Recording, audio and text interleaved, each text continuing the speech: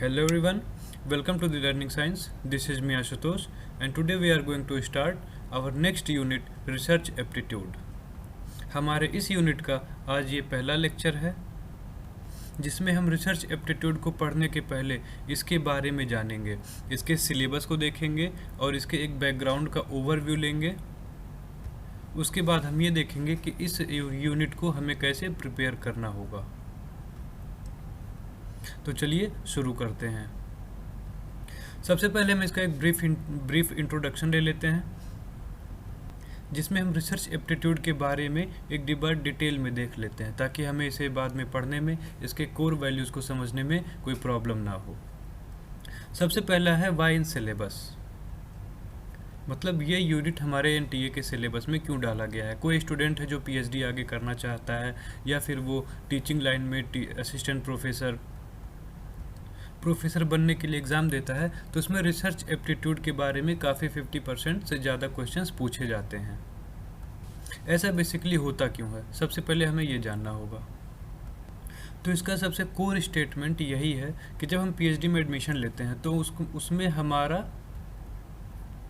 पूरा प्रोसेस ही एक रिसर्च होता है जो एक प्रॉब्लम से शुरू होके एक सॉल्यूशन पे ख़त्म होता है। तो जब तक अब आप रिसर्च के बारे में जानेंगे नहीं तब तक आप रिसर्च अच्छे से कर नहीं पाएंगे। इसी से फेमिलियर करने के लिए ये हमारे सिलेबस में डाला गया है। सेकेंड है लेंदियर यूनिट ऑफ पेपर 1। इसके पहले हमने जैसे कम्युनिकेशन यूनिट पढ़ा था, हमने टीचिंग एप्टीट्यूड पढ़ा था, तो वो हल्का सा अंडरस्टैंडिंग बेस्ड थी। मतलब आपको चीज़ें अगर पहले से आप ना पढ़े हुए हों तो आप भी उसी टाइम आप एग्ज़ाम में आए क्वेश्चंस को अपने अंडरस्टैंडिंग से, अपने प्रेजेंस ऑफ माइंड को यूज़ करके उस क्वेश्चंस को कर सकते थे। बट रिसर्च एप्टीट्यूड में ऐसा नहीं है, ये हल्का सा कंसेप्चुअल बेस्ड है। मतलब इसमें आपको चीज़ें पहले से मालूम होनी चाहिए क्योंकि इसमें कई सारे की टर्म्स हैं, कई सारे वर्ड्स हैं जो मीनिंग में एक दूसरे से ओवरलैप कर जाते हैं। अगर आपको एकदम कंक्रीट क्लियर कट अगर उनके मीनिंग्स स्पेसिफिक नहीं मालूम होंगे तो आप उनमें कंफ्यूज हो जाएंगे। तो इसको उन सारे दोनों यूनिट से अधिक समय इसको देना होगा, अच्छे से समझना होगा। Next conceptual and understanding based. अभी जैसे मैंने बताया ये थोड़ा सा एनालिटिकल फोकस मांगता है जिसमें आपको बस चीज़ें याद रखने के अलावा इसको समझना भी होगा। Theoretical and application both. कई सारे यूनिट्स हमारे इसी पेपर में हैं जो बस थ्योरी पार्ट हैं। जैसे मान लीजिए रीडिंग पैसेज हो गया, डाटा इंटरप्रिटेशन हो गया, लॉजिकल रीजनिंग हो गया। इसका आप रियल लाइफ में कोई यूज़ नहीं कर सकते। बस आप पढ़ लिए, आपने समझ लिया, आपने कॉपी पे राइट डाउन कर लिया, बस हो गया। इसका कोई एप्लीकेशन आपको समझ में नहीं आता है। बट ये जो यूनिट है ये हमारा थियरी होने के साथ साथ एप्लीकेशन भी होता है।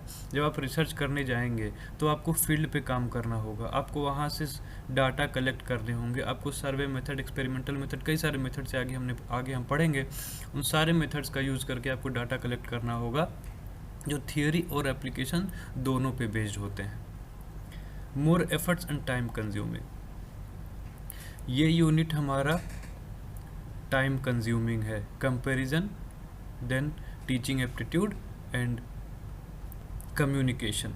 ये बार बार मैं इन्हीं दोनों यूनिट को मेंशन इसलिए कर रहा हूँ क्योंकि ये दोनों यूनिट हमने पहले पढ़ लिए हैं जिनको कंपैरिजन करके समझने में हमें इसमें आसानी होगी। तो हमें इसमें एक बार नहीं, दो बार नहीं, 3 बार आपको जब तक समझ नहीं आए तब तक आपको इसको पढ़ना होगा। और क्लियर जब आपको समझ में आ जाए इसके मीनिंग्स, स्पेसिफिक कैरेक्टरिस्टिक्स, तो फिर हमें इससे आगे बढ़ना होगा। Need proper revision and practice. ये तो किसी भी यूनिट को प्रिपेयर करने के लिए, किसी भी टॉपिक सब्जेक्ट को प्रिपेयर करने का सबसे बेहतरीन तरीका होता है कि इसको बार बार आप रिवाइज करिए। एक बार पढ़िए, ऐसा नहीं कि पढ़ के फिर छोड़ दिया 1 हफ्ते 2 हफ्ते में। इसको हमेशा बार बार रिवाइज करना होगा और उससे रिलेटेड क्वेश्चंस को बार बार सॉल्व करने होंगे जिससे आपकी प्रैक्टिस बनी रहे और आपको ये भी लगे कि फिर हमें इसका थ्योरी पढ़ने की ज़रूरत नहीं है। क्योंकि आप जब क्वेश्चन सॉल्व करेंगे तो आपको थ्योरी खुद ब खुद याद आ जाएंगे अगर आपको प्रैक्टिस करने की आदत है तो कंक्लूजन में हम ये देख लेते हैं कि इस चैप्टर को प्रिपेयर करने के लिए आपको ज़्यादा एफर्ट्स देने होंगे, ज़्यादा कंसेप्चुअलाइज्ड वर्ड्स को समझने में ज़्यादा फोकस करना होगा। और इसमें आने वाले 4-5 क्वेश्चन सब सारों को सॉल्व करने के लिए आपको प्रॉपर रिवीजन प्रैक्टिस करनी होगी। ऐसा नहीं है कि आप एक बार बैठे और पूरा यूनिट ख़त्म कर दिए, उसके बाद आप समझ लिए कि हाँ ये कंप्लीट हो गया। नहीं, आप उसको कंप्लीट करिए और 2 हफ्ते 3 हफ्ते में रिवाइज उससे रिलेटेड एमसीक्यू सॉल्व करके करते रहिए। फिर हम नेक्स्ट देखते हैं इसका सिलेबस। इसके सिलेबस में क्या क्या चीज़ें दी गई हैं। पहले research, meaning, types and characteristics. Research का मीनिंग क्या होता है, सबसे पहले हम नेक्स्ट अपने लेक्चर में यही देखेंगे कि रिसर्च का मीनिंग क्या होता है। इसमें रिसर्च 2 वर्ड से मिलकर बना है, री प्लस सर्च। री मतलब अगेन, सर्च मतलब टू फाइंड आउट, मतलब फिर से किसी चीज़ को नॉलेज के लिए या सोल्यूशन के लिए उसमें से चीज़ें ढूंढना। टाइप्स, रिसर्च के कितने तरीके होते हैं, जैसे कोई भी प्रॉब्लम आपके पास है उसको सोल्यूशन करने के लिए आप जो रिसर्च कर रहे हैं वो कितने तरीके से किया जा सकता है, उसके तरीके के बारे में जानेंगे। कैरेक्टरिस्टिक्स मतलब फीचर्स, लक्षण, ऐसी कौन सी चीज़ें हैं जो रिसर्च को डिफाइन करती हैं, जिनके बिना रिसर्च को इनकम्प्लीट कह सकते हैं। Positivism and positivistic approach to research. Positivism मतलब क्या होता है, knowledge collected only through senses of our body, और बाकी जो भी जैसे लॉजिक हो गया, एब्स्ट्रैक्ट नॉलेज हो गया, इन सब से जो भी हमें इन्फॉर्मेशन मिलती है उसको ये सही नहीं मानता है positivism. Post positivistic approach to research, इन सारे अप्रोचेस से हम रिसर्च को कैसे पढ़ते हैं, कैसे उसे हैंडल करते हैं, इसके बारे में हम पढ़ेंगे। नेक्स्ट है मेथड्स ऑफ रिसर्च, रिसर्च करने के तरीके, experimental, descriptive, historical, qualitative and quantitative methods. Experimental research वो होता है जिसमें हम अपने वेरिएबल्स को जैसा एज इट इज़ ना करके उसे अपने नेसेसिटी के अकॉर्डिंग उसको कंट्रोल करते हैं। नेक्स्ट है डिस्क्रिप्टिव। डिस्क्रिप्टिव मतलब किसी चीज़ को बस डिस्क्राइब कर देना, जैसे एज इट इज़ वो जैसे है, बिना उसे मैनिपुलेट किए, बिना उसे कंट्रोल किए, बस एक जगह से दूसरी जगह प्रेजेंट कर देना है। हिस्टोरिकल, जब हम रिसर्च करते टाइम उसके हिस्टोरिकल डाटा को बेस बना के करते हैं तो उसे हिस्टोरिकल रिसर्च कहते हैं। क्वालिटेटिव एंड क्वांटिटेटिव मेथड्स, देखिए ये हमें आपको तो क्लियर कट मालूम ही होगा। क्वालिटेटिव एंड क्वांटिटेटिव मेथड्स में क्या, क्वालिटेटिव वो होता है जिसे हम न्यूमेरिक वैल्यूज़ में ना प्रेजेंट कर पाएँ या ना कलेक्ट कर पाएँ, वो होता है क्वालिटेटिव मेथड। क्वांटिटेटिव मेथड वो होता है जिसे हम न्यूमेरिक वर्ड्स में प्रेजेंट कर पाएँ। नेक्स्ट है steps of research. Steps of research मतलब होता है stages of research. Stages of research मतलब होता है स्टेशंस ऑफ जर्नी। रिसर्च एक जर्नी की तरह होता है, जैसे आप कहीं का ट्रैवल करते हैं तो उसमें कई सारे स्टेशंस आते हैं, एक के बाद एक के बाद एक। वैसे रिसर्च एक जर्नी होता है, ये प्रॉब्लम से शुरू होकर एक सोल्यूशन पे ख़त्म होता है, और प्रॉब्लम से सोल्यूशन के बीच कई सारे स्टेजेज होते हैं जिन्हें सीक्वेंशियल हम फॉलो करके उस सोल्यूशन तक पहुँचते हैं। तो वो हम आगे अपने लेक्चर में डिटेल में पढ़ेंगे। Thesis and article writing, format and styles of referencing. Thesis and article writing, जब आप पीएचडी में अपनी थीसिस या आर्टिकल लिखते हैं तो वो किस फॉर्मेट में लिखते हैं, उसको हम लिखने में, रेफरेंसिंग करने में कौन से स्टाइल को फॉलो करते हैं, कौन सा स्टाइल अपनाते हैं, वो इसमें हम पढ़ेंगे। नेक्स्ट है application of ICT in research. ICT का फुल फॉर्म होता है इंफॉर्मेशन कम्युनिकेशन टेक्नोलॉजी।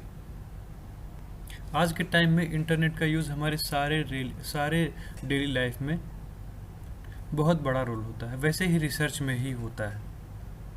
जब पहले का टाइम था 70s, 80s, 90s, उसमें जो रिसर्च होते हैं उसमें इंटरनेट का बहुत ज़्यादा यूज़ नहीं होता था। हमें लाइब्रेरी में किताबें मिल जाती थी, किसी दोस्त के पास या किसी के अपने टीचर्स के पास उनसे मांग के काम हो जाता था। लेकिन अब इंटरनेट का दायरा, इंटरनेट का यूज़ रिसर्च में नेगेटिव और पॉजिटिव दोनों तरीके से अपनी भूमिका निभाता है।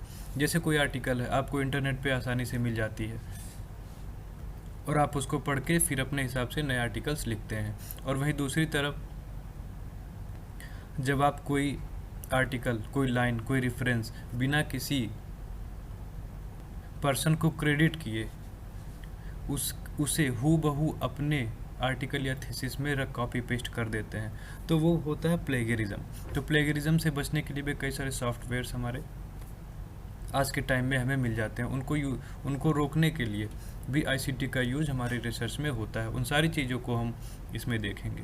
रिसर्च एथिक्स बेसिकली यही होता है कि आप अपने रिसर्च को करने में एकदम 100% कमिटेड रहें, क्रेडिबिलिटी दें।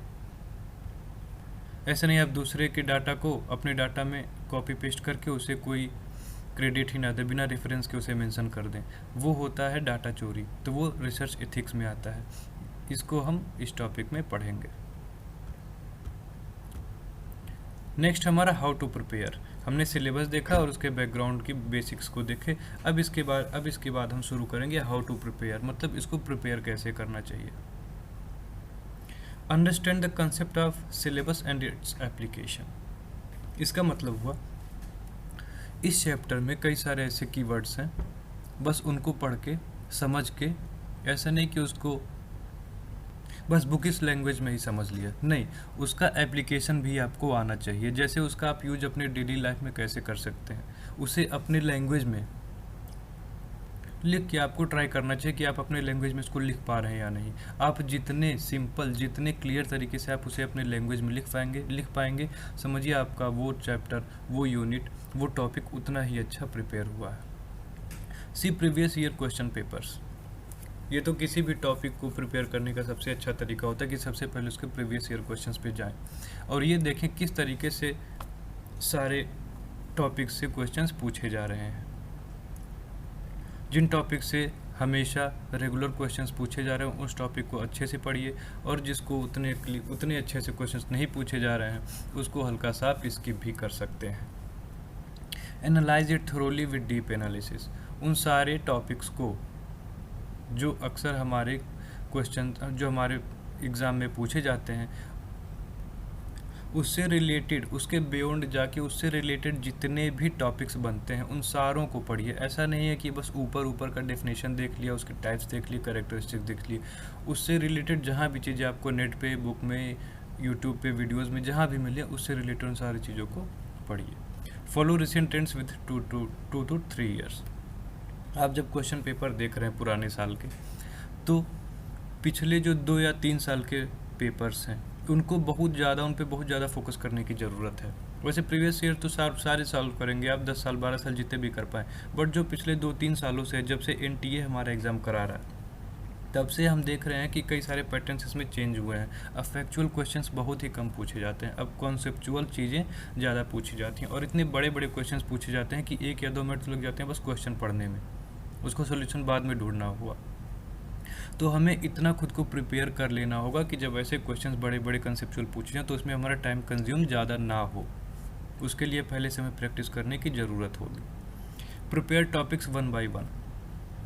ऐसा मत करिए कि कोई आप जैसे रिसर्च एप्टीट्यूड ही पढ़ रहे हैं तो ऐसा नहीं कि एक बार बुक उठाए और पूरा 20-25 पेज का जितना भी पेज का ये टॉपिक है सबको पढ़ जाइए। नहीं, एक दिन ऐसा करिए, 1 या 2 घंटे लीजिए, एक टॉपिक उठाइए, उसको पढ़िए, फिर उससे रिलेटेड नेट पे सर्च करिए, वहाँ से पढ़िए, फिर उससे हट के फिर यूट्यूब पे लेक्चर्स देखिए।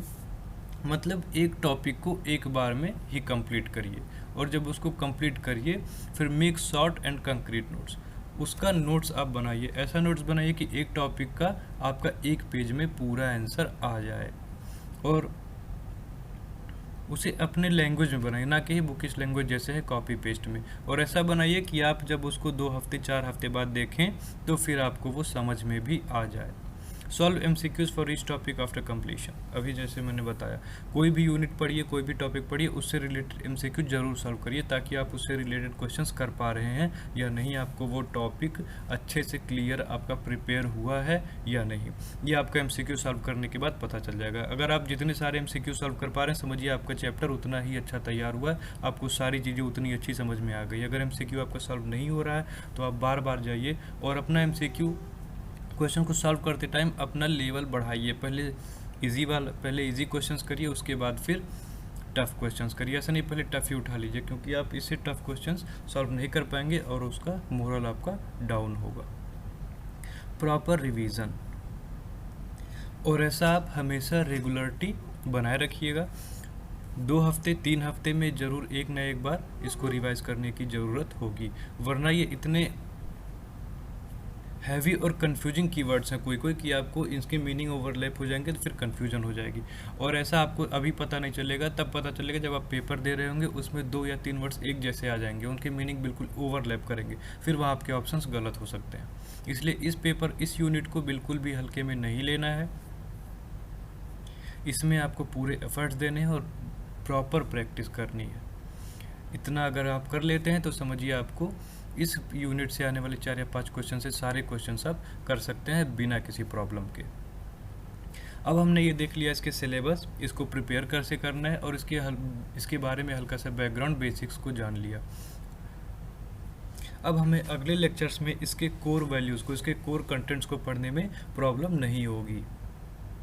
तो आई होप आपको ये क्लियर समझ में आ गया होगा कि हमें इसको प्रिपेयर करने के लिए किन सारी चीज़ों का ध्यान देना होगा और हमारे सिलेबस में क्या क्या चीज़ें शामिल की गई हैं। तो हम अब अगले लेक्चर्स में रिसर्च का बेसिक्स, इसका मीनिंग शुरू किया जाएगा। तब तक के लिए थैंक यू।